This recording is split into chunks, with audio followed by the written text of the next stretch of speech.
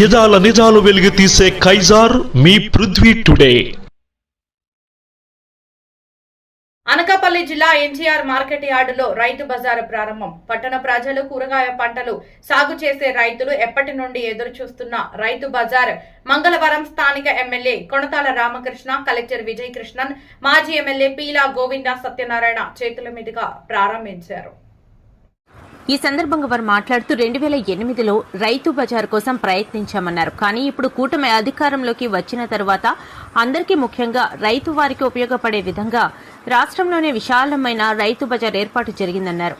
Market యార్డ్లోని ఖాళీగా ఉన్న 17, 18 number బ్లాక్లో రైతు బజార్కి ఏర్పాటుకు అనువుగా మార్కెటింగ్ శాఖ అధికారులు 100 దుకాణాలను ఏర్పాటు చేశారన్నారు. అందులో 72 దుకాణాలు రైతులకు, 25 షాపులను డ్వాక్రా సంఘాలకు, 3 షాపులను దివ్యాంగులకు కేటాయించామని తెలిపారు.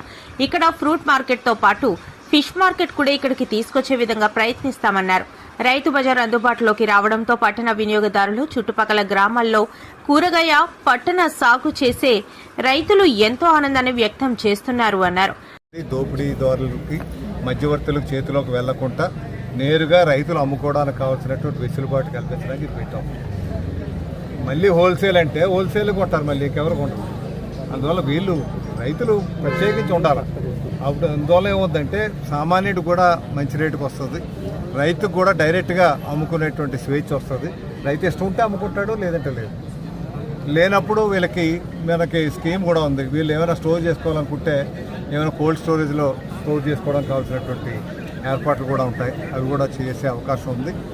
అందువల్ల ఇక్కడ మట్టుకు బలవంతం అయితే లేదు, స్వచ్ఛందంగా వచ్చి చేసుకోవాలి.